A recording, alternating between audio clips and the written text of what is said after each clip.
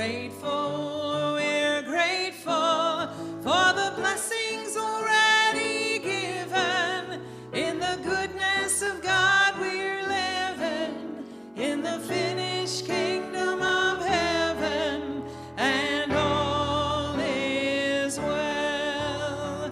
All is well. All is well. All right. All is well. All is well. In the spirit of celebration, we're grateful, we're grateful.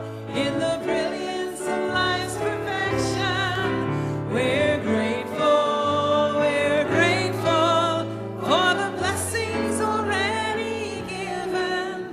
In the goodness of God we're living, in the finished kingdom of heaven, and all is well. All is well. All is well.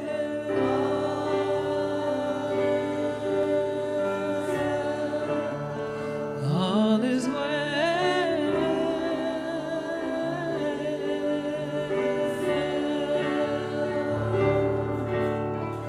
All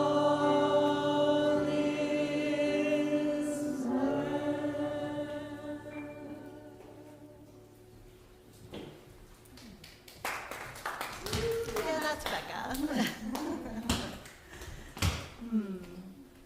I'm so glad that you all are here. It's good to see you. My name is Karen Williams, and I am a spiritual practitioner here at Genesis, and I'll be your host today.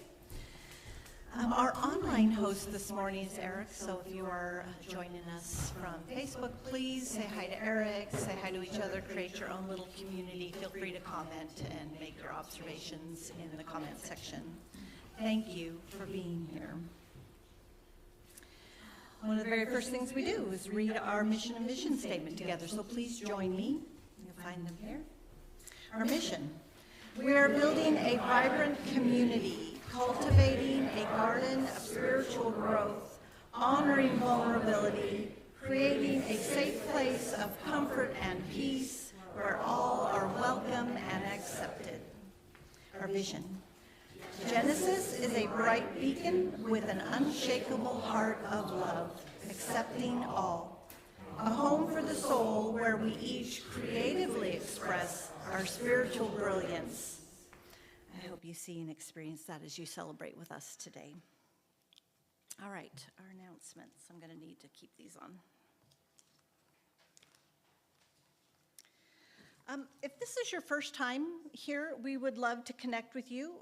We know that everyone prefers a different method of communication, so you can fill out a connection card. We have them here. And drop it in the offering basket later.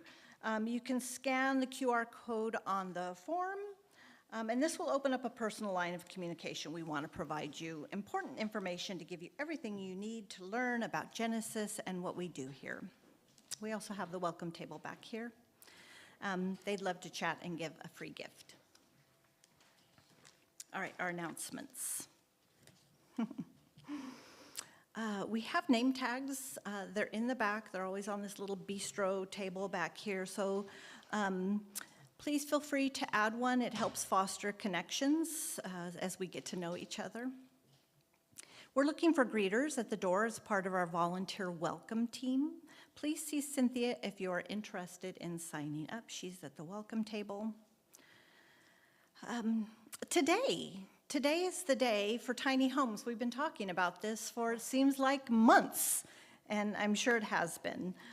So we're looking forward to, after service from 2 to 6, we have a list on the welcome table. If you're not on it, it doesn't matter. It's called Sound Foundations from 2 to 6, and we will paint or caulk or cut or whatever they assign us to do. It's really a terrific time. I hope to see you there. I will be there after I go home and change my clothes. Not in these. It's that time again. Join us for community meeting and potluck on May 18th. Please mark that on your calendar. May 18 after service. It's a potluck, so bring something to share with everybody as we celebrate our community and what we've been up to and what we've accomplished, because it has truly been amazing. And so we want to share that with everyone. And please come ready to share your thoughts on Genesis. We do have our book study. I don't have that. Oh, yeah, it's not on here, but, okay, skip. Very good. See the welcome table for more events. We are doing the book study, though. We're about done with Going Home by Thich Nhat Hanh, Jesus and the Buddha as Brothers, and we're going to move into a prosperity book by Edwin Gaines. Very interesting. The four, I don't have the book. Prosperity? Oh, prosperity. Okay, between the community, we know that it's Edwin Gaines, and it's called The Four. I mean, she's running. Cynthia is running. Thank you. The Four Spiritual Laws of Prosperity. Edwin Gaines. It's a sweet little book, and it's power-packed because Edwin Gaines, if you're familiar with her, is power-packed. So this is our next book study book. Thank you, Cynthia. She's not happy with me butchering things. She's like, I'm going to fix that. Now is our time to welcome and greet each other. If you aren't comfortable with hugging, just stick out your hand and we'll shake it instead. Namaste hands are a great choice for contactless greeting. You may stay seated if you prefer not to mingle. Yep, that's it. Feel free to mingle, or not. Be free. Free, free, free.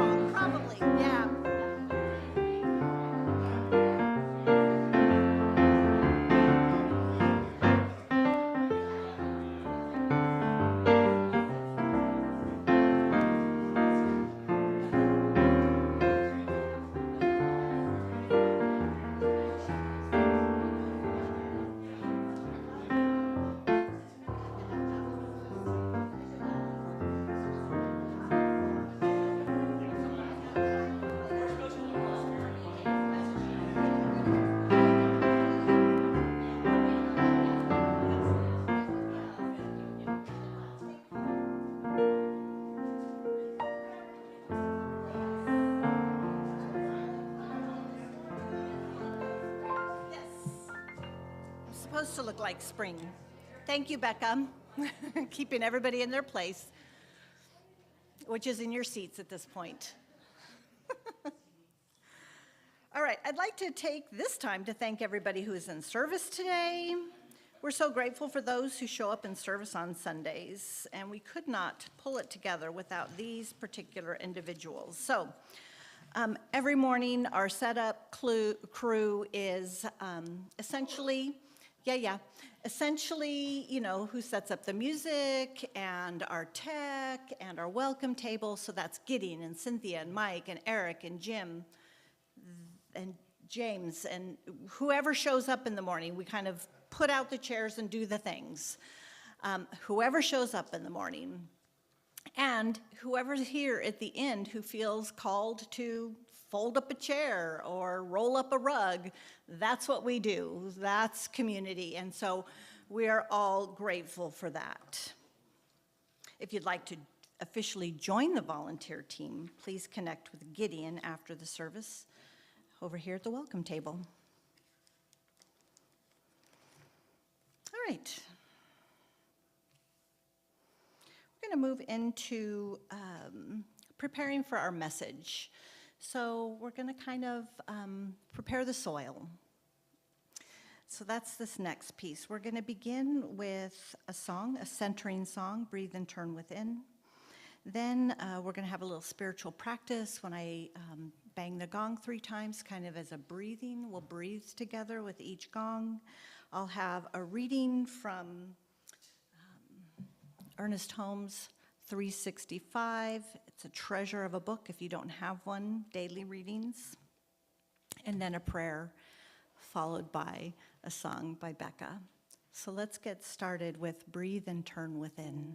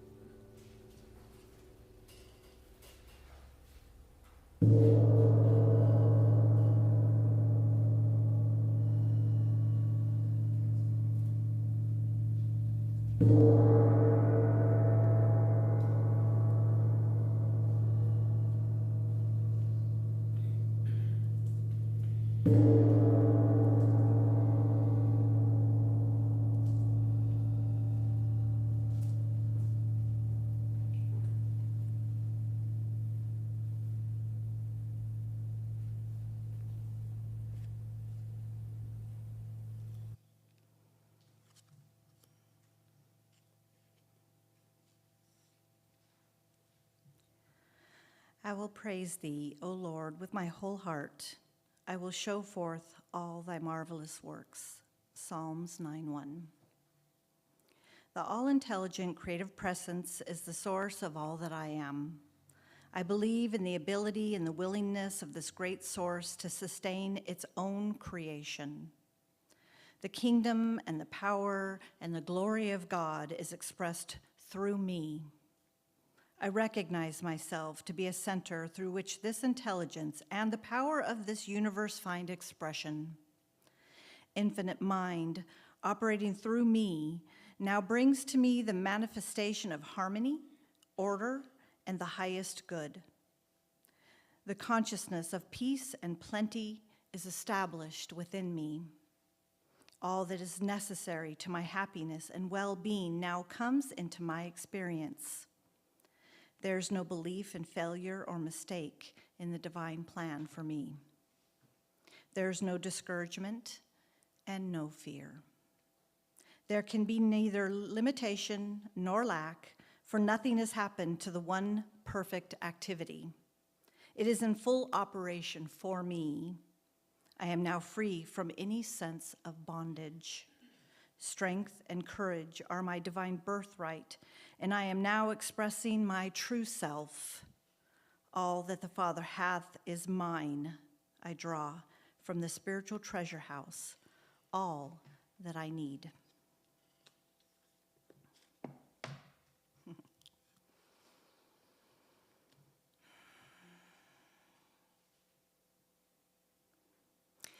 And these words, this inspiration finds its source, its beginning, back of everything into that divine creative idea.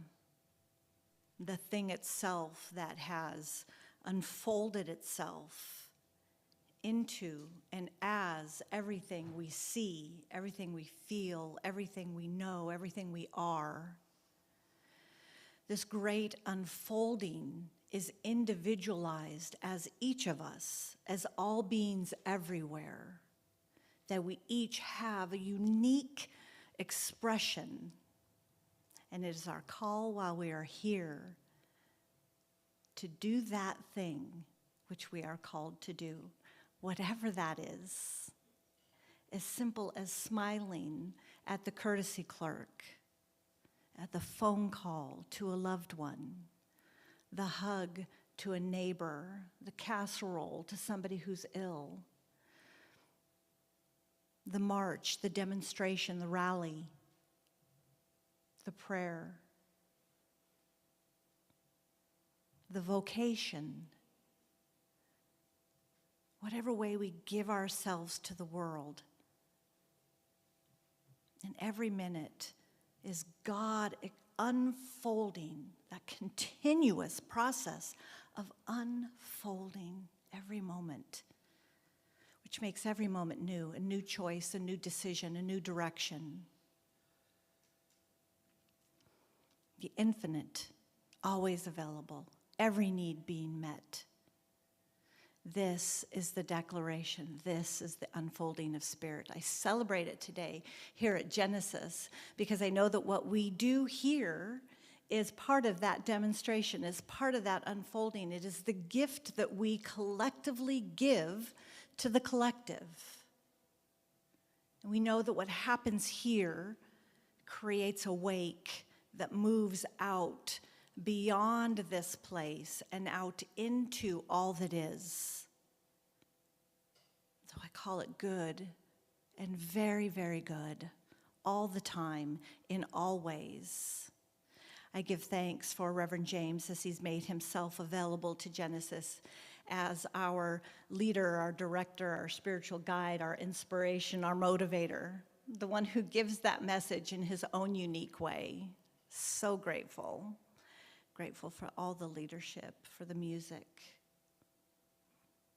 for the love that lives here. I am grateful. And I know that the continuation of this service is the continuing unfolding of this word, and I bless it, and so it is.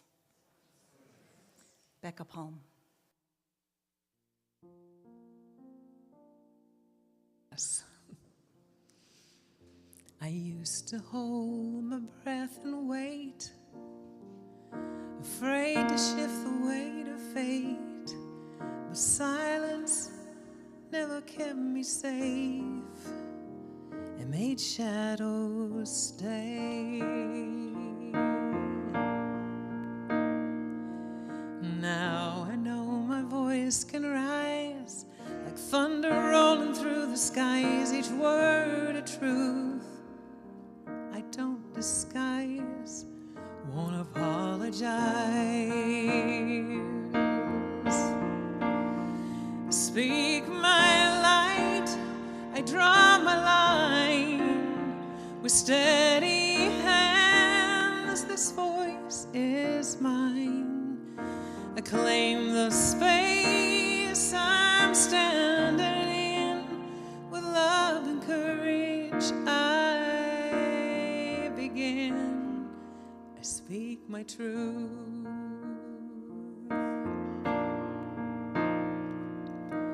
Boundaries built with open hearts and hold us close, it's an art. But walls, doors are where kindness starts. I speak my light, I draw my line. With steady hands, this voice is mine. I claim the space I'm standing in. With love and courage I begin. I speak my truth.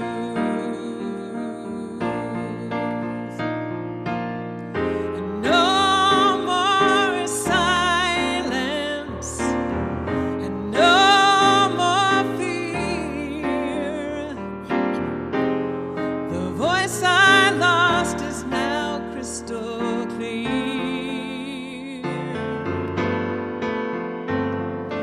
One by one we rise and say, we're not alone, we'll lead the way. I speak my light, I draw my line. With steady hands, this voice, it's mine.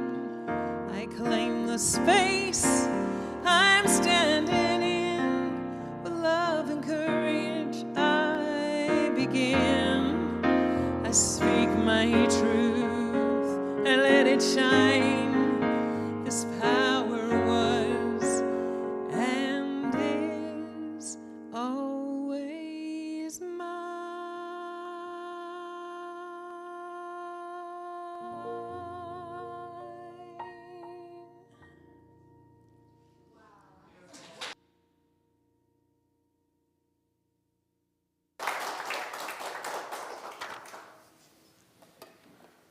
Thank you, Becca.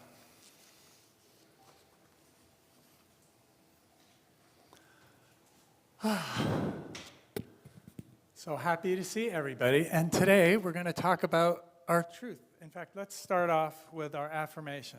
I confidently speak my truth and advocate for myself with clarity and strength. One more time. I confidently speak my truth and advocate for myself with clarity and strength.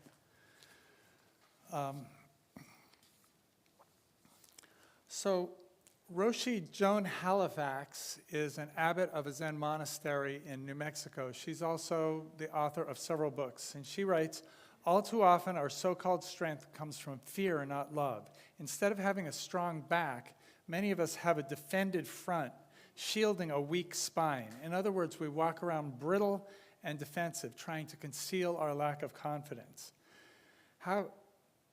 So if we strengthen our backs, metaphorically speaking, and develop a spine that's flexible but sturdy, then we can risk having a front that's soft and open. So how we give and accept care with strong back, soft front, compassion, moving past fear to a place of genuine tenderness, makes us truly transparent, seeing the world clearly and letting the world see us. And so this is what we aim for, is for us to express our individuality in a way that we can safely be transparent, because we have a strong, flexible back, that we know who we are. I'm going to talk about our belief in ourselves, how we can believe in ourselves, how we can know our true divine nature, and how we can advocate for ourselves. But first, Monday is Cinco de Mayo. And you know I love history. So in 1862, there was this small country that had recently gotten independence, and it was minding its own business. And a huge, much more powerful army with advanced modern weapons came in and landed, and they just expected to sweep into Mexico City, take over, and put their own puppet emperor there.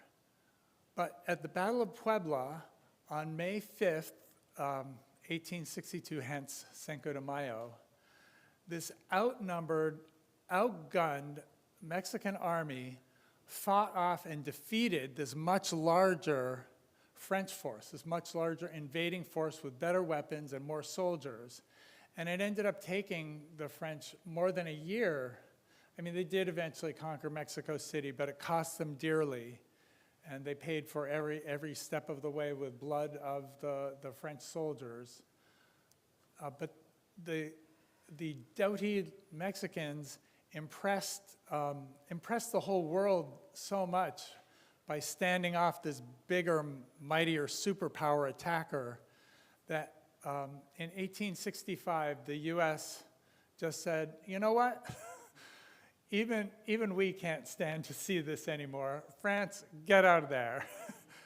And started giving better arms to the Mexicans. And in fairness to the government of the day, they probably would have given the Mexicans more arms if they weren't busy with the Civil War at the time. I think that came into France's calculation when they invaded. They're like, oh, America's busy. Why don't we just come in and knock these guys out? They won't have a chance against us. But they did. And why is it? Because they believed in themselves. The soldiers knew, and they were fighting for something more than themselves. They were fighting for their country. They were fighting for liberty. They had just thrown off a tyrant, and they didn't need a new one coming in. And they were willing to stand up for themselves. They were willing to, put up their whole selves and fight against the invading army. So this is, I find this inspirational. I know, when you Google Cinco de Mayo, the big thing it says is, don't wear sombreros or serapes and don't get completely drunk, fall down drunk. And it's not Mexican Independence Day, that's on September 16th. But it's a holiday. It actually isn't celebrated in Mexico, except in Puebla, the city where it happened. But it's celebrated widely in America among Mexicans because they enjoy. I mean, it was the one time America eventually did the right thing with regards to Mexico. And it's also, stands for a time, when Mexicans did show belief in themselves, belief in a higher power, and the willingness to stand up for themselves. So today's holiday, as Karen noted, May the 4th is Star Wars Day. May the 4th be with you. And so I want to talk about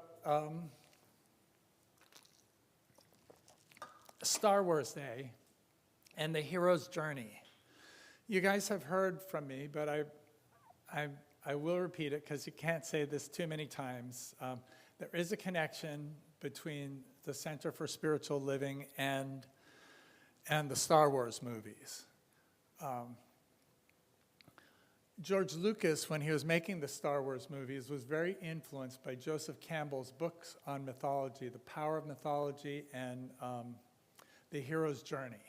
And he designed Star Wars as a hero's journey with Luke Skywalker as the most prominent of the heroes. But really, Princess Leia, there are a lot of heroes in Star Wars that you see going through journeys. So George Lucas got this information from Joseph Campbell, our American master of mythology. In 1926, Joseph Campbell was a lapsed Catholic who ran into Fenwick Holmes in New York City and took classes from him and spent a year studying the science of mind, which at the time was fresh off the press. In fact, I wouldn't be surprised if Fenwick gave him a pre-publication copy to work from it. It was that early. And so he studied science of mind, and I think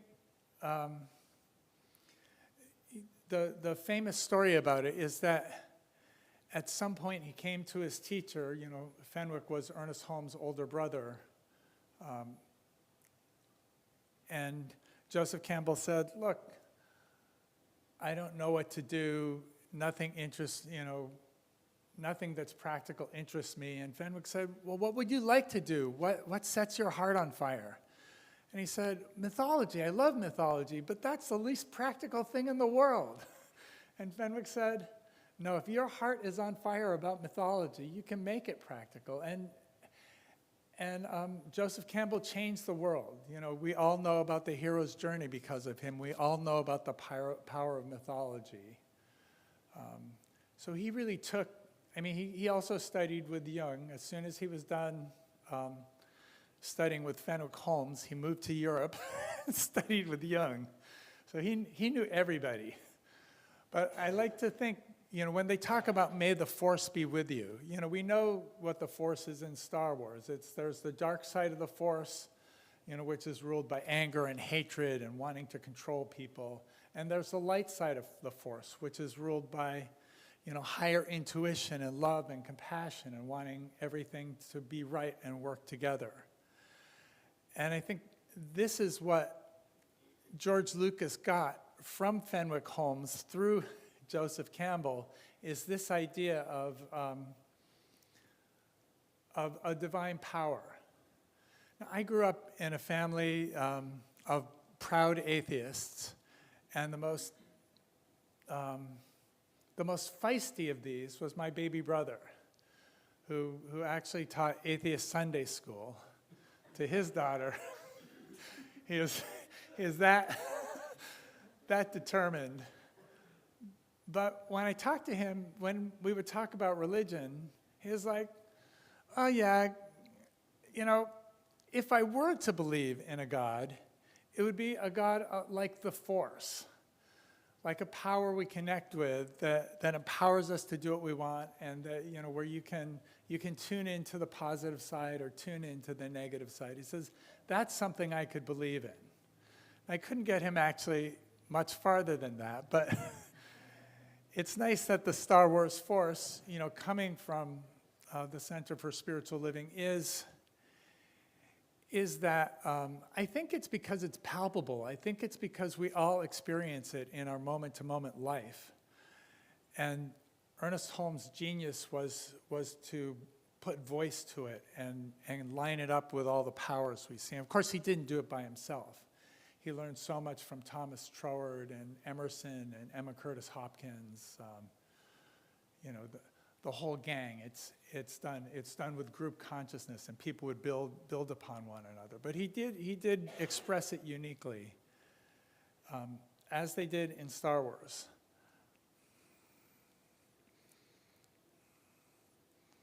So, looking at the aspects of how we express our individuality, how we manage to be our true selves, be who we've come here to be. Let's look at self-belief first.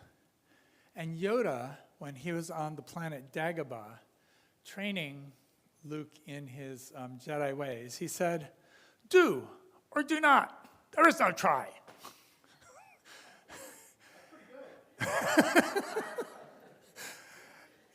And what he meant by this is, Luke was there wanting to try to do all the crazy, impossible things Yoda was asking him to do.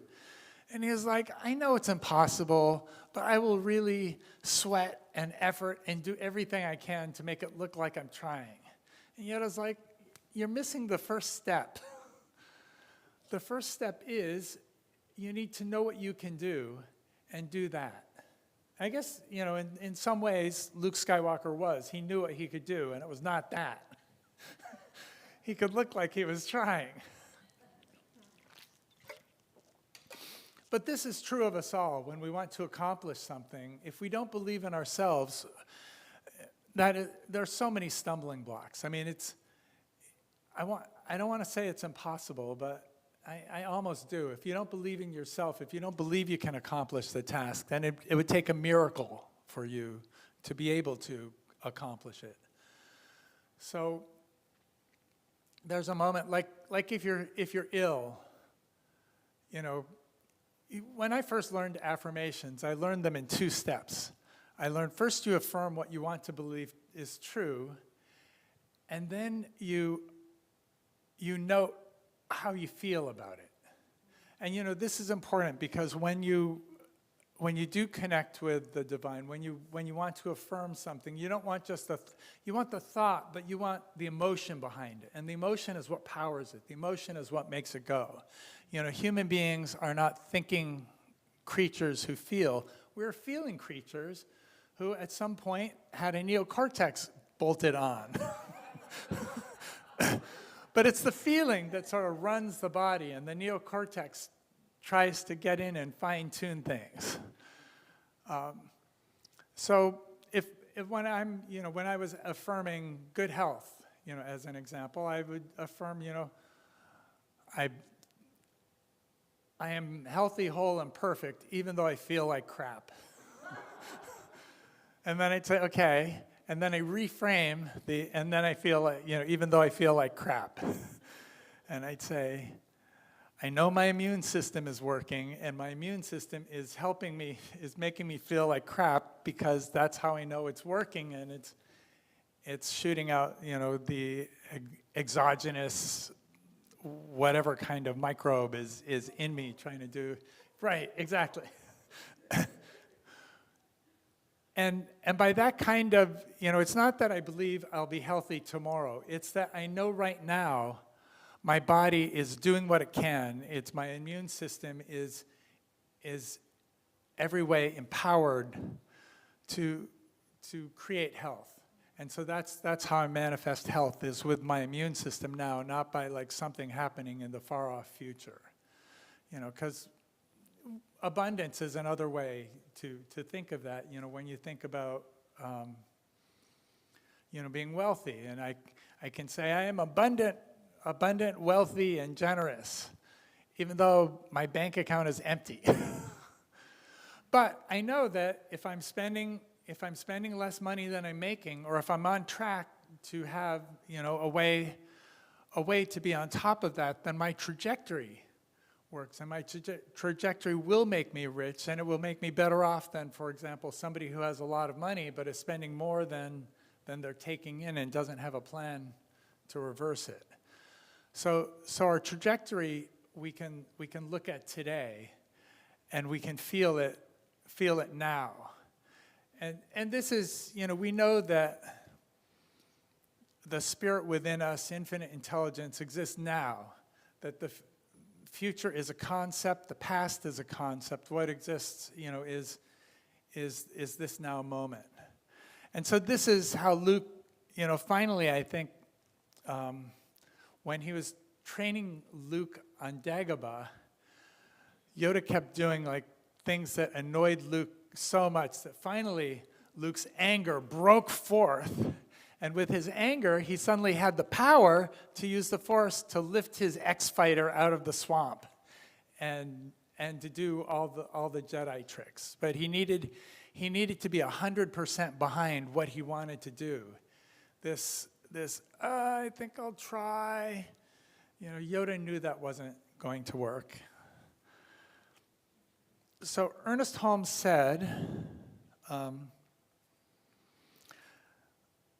the power of God is within you. This is the divine authority which should be recognized and which should inspire every thought, every act, and every purpose. And Yoda, again, said, luminous beings are we, not this crude matter. Luminous beings are we. So our true self, our true nature we are luminous beings. And we are luminous beings inhabiting these wonderful, I don't want to say mud bodies. That's right, crude matter.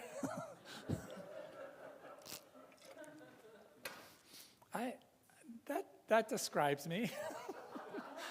I'll take crude matter, especially if I get to be a luminous being too. So when we know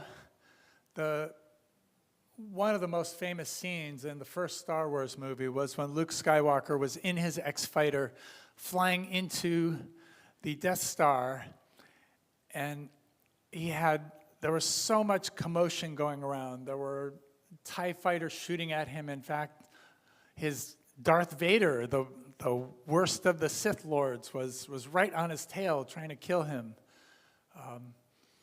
At some point, he just got quiet, and he set aside his targeting radar and used the Force. He did have Obi-Wan Kenobi's voice in his head saying, "Use the Force, Luke." And then he shot 2 proton torpedoes into the exhaust hatch of the Death Star and blew it up.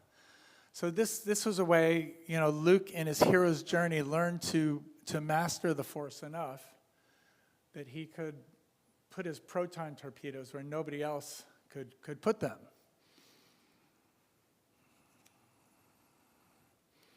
Yeah, so in Star Wars especially, you see the characters growing when they quiet the external noise and listen to the force within, symbolizing intuition, higher purpose, and divine presence. And that's true of us too. We live in a very distracting world. And it's so easy not to notice the divine power within us because there's so much going on out here. And it's so interesting or aggravating or crazy-making, but our power is in here. And our power in here lets us deal effectively and helpfully with all the chaos in the world.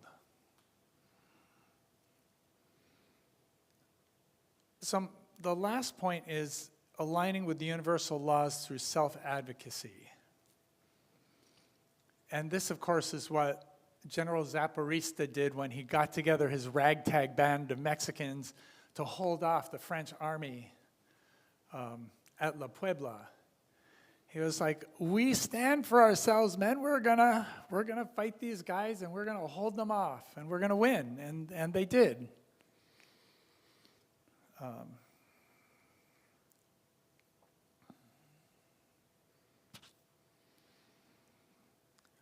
And the way we do this, the way when we get quiet, we can create clear intentions, we can visualize, because we want to know what we know and know how we're going to communicate. And when I say assertive communication, in general, when we're talking about the light side of the force, when we're talking about our thriving brain versus we do sort of have a Sith side.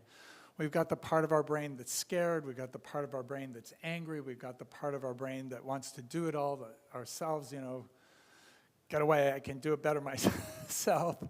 The part of our brain that feels like a victim. The part of our brain that's willing to throw ourselves under the bus to please whoever it is we're thinking of pleasing. We want to notice where the goodness is, where the power is, where we want to move from compassion, from curiosity, from innovation, from, navigating to our true goal, and from action, from being able to take actions, to take the steps, to do what we need to do. In Luke Skywalker's hero's journey, his assertion, his uncle is bringing him up, and he says, I don't want to be stuck on this little planet. I want to go like my father and make my way in the universe. And he leaves Tatooine, and he is offered by Emperor Palpatine to be the emperor of the galaxy, to be in charge of everything, so many planets, so much army. But he stood up for himself. He didn't try to please him. He wasn't, maybe he was afraid of him. I think he wasn't afraid of him. He wasn't afraid to die. He knew that what was true to himself was to actually not fight, Darth Vader, who, spoiler alert, turned out to be Luke's dad. Oh, good. It was funny. I remember when Star Wars was still in the theater, when we came out of the showing of, The Empire Strikes Back, which is where the reveal comes, and everyone was in line for it. And we were just joking to ourselves what it would be like to spoil it to everybody in line. But we didn't, because we weren't idiots. Well, maybe we were, but we weren't that much. I think the fact that we considered it might sort of launch us into some kind of idiot territory. But he knew how to stand up for himself. He knew what he needed to do. And, Princess Leia ended up, taking over.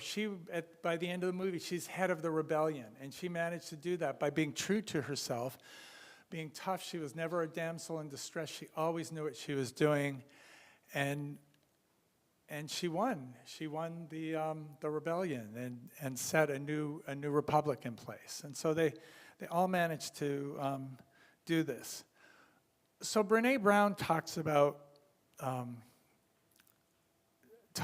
this. She talks about, boundaries and empathy matter. We need to watch out for ourselves as well as be compassionate for other people. She says, in particular, clear is kind, unclear is unkind. And this is, you'd think that somebody who does research on shame would be sort of a fragile, apologetic kind of person. But no, Brené Brown is all about speak the truth. What is true for you? Stand for what you stand for. And of course, she's also, the good news about her, she's willing to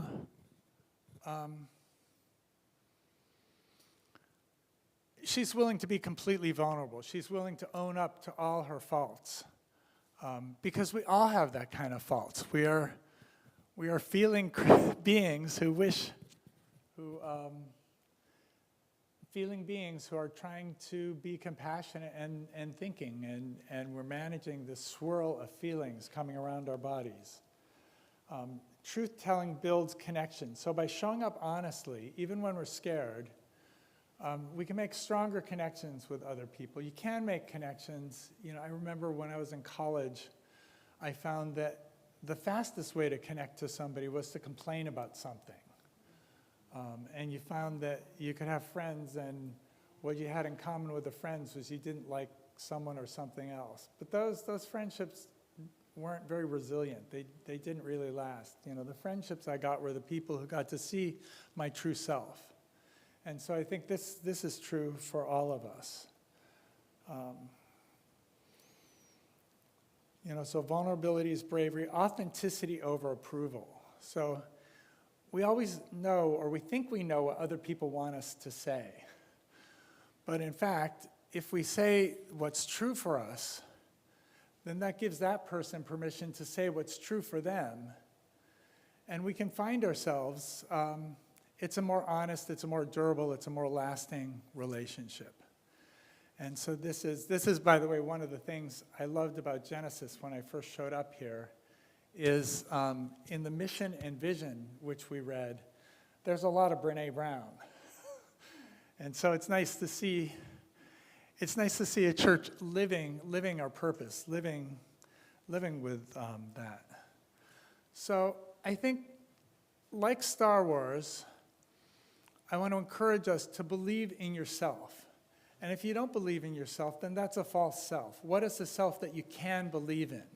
Find the self you can believe in and know that that's you. We know that we're all beloved children of God. Or if you don't know that, what do you know?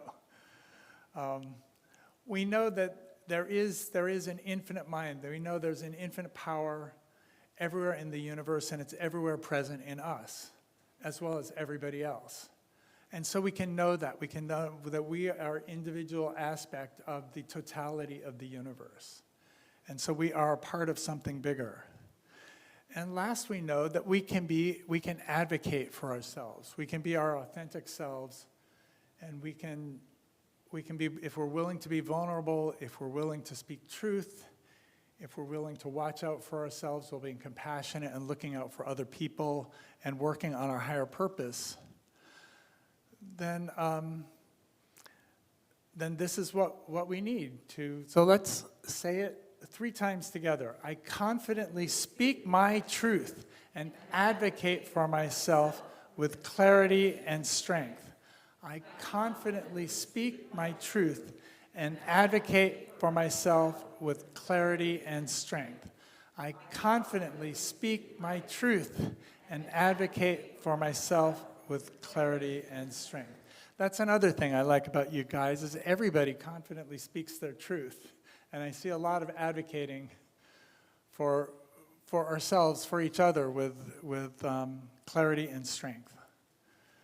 So we've come to the time in our service where we get to do prayer cards. And I'm excited, on one side, it says my prayer demonstration. And on the prayer demonstration, what I'd like you to do is write down something where you wanted something and later on you got it. Because that's a prayer demonstration. That's a power of your mind. That's a power of your thought to bring you to change the world. So, or any kind of prayer demonstration that you know about, I would write it down, because writing down something concrete as a prayer demonstration makes your prayers that much more powerful. And then for prayers, you can do a prayer of gratitude, a prayer of need, a prayer for someone else, a prayer for yourself, a prayer for the world. All the prayers get gathered together and given to our practitioners who pray over them all week. And so it gets juiced not only with your own spiritual power, but with the spiritual power of the practitioner core, which is connected to the spiritual power of everybody.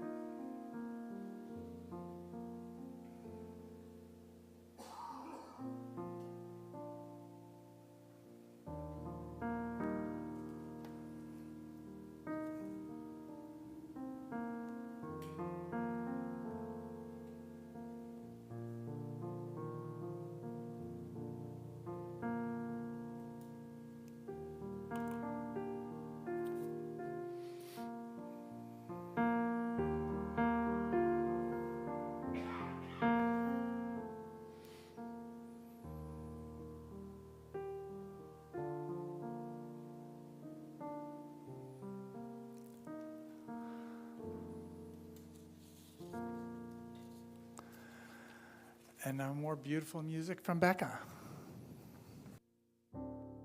The song that I found, I had no idea how beautifully it was going to align with Yoda's message to us. I can do it, I can do anything. When I walk my talk, say what I want, it all comes back to me. I can do it, I can do anything. I release, let go, I go with the flow. This is where I'm supposed to be. Today I say I'll get out of my way and live the life that's meant for me. Yeah, I state my claim in the Spirit's name. Choose my destiny. I can do it, I can do anything. When I say what I want and I walk my talk, it all comes back to me. I can do it. I can do anything. I release, let go, go with the flow. This is where I'm supposed to be. Right here, right now, today I choose how I want my life to be. I can heal my life, let go of strife, embrace the mystery. I can do it, I can do anything. I can do it, I can do anything. Yeah, I can do it. Oh, I can do it. And I can do it. I can do it. I can do anything. I can do it. I can do anything. I can do it. I can do anything. I can do it. I can do it. I can. Thank you, Becca. All right.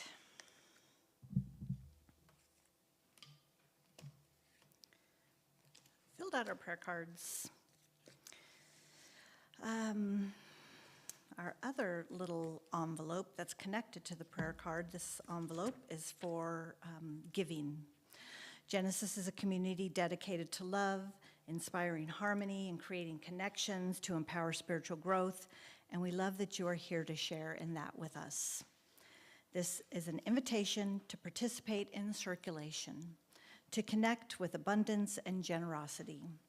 Your participation makes all of this possible. We truly appreciate your support. So let's take a moment to include our financial gift. If you are on Facebook, please visit our website at genesiscsl.org, or you can text your tithe to 206-800-7595.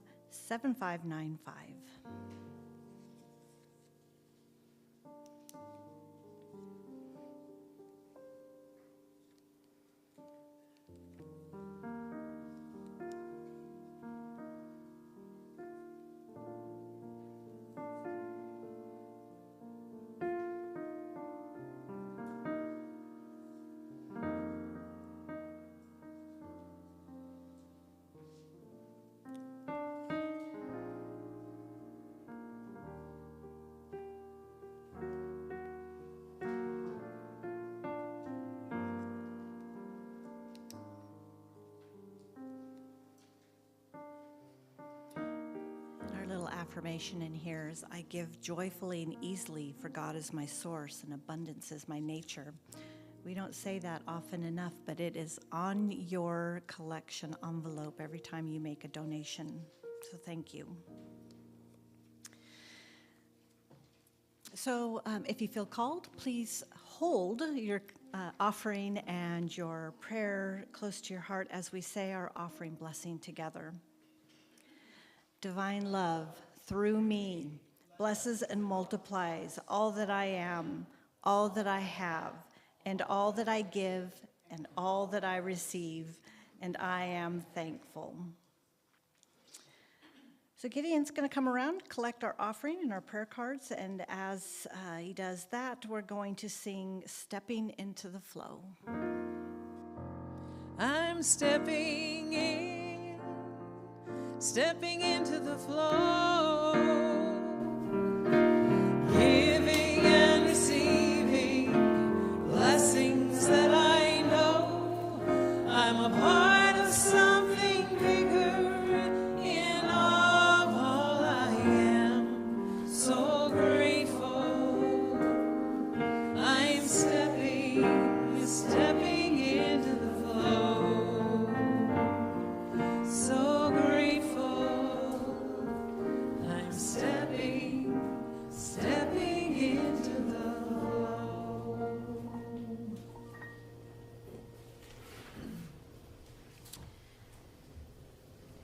so I want to express my gratitude knowing that we have initiated that law of circulation, that as we give, so shall we receive, pressed down, multiplied, and overflowing.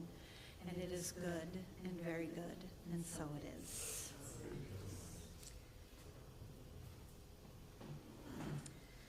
Thank you for joining us today. Please join us after the service for food and fellowship. It's provided by one of our care circles, God Inform. If you're interested in being a part of a care circle, you can talk to me after service. I will also be for a moment over here kind of in the alcove if you want some prayer support. I am here for that. And I just want to wish everybody a week filled with joy and love and true connection. Please stand and sing our closing song.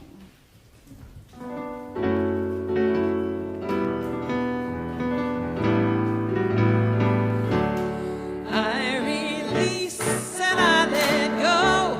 I let the Spirit run my life, and my heart is open wide. Yes, I'm only here for God. No more struggle, no more strife. With my faith I see the light. I am free in the Spirit. Yes, I'm only here for God. I am free in the Spirit. Yes, I'm only here for God.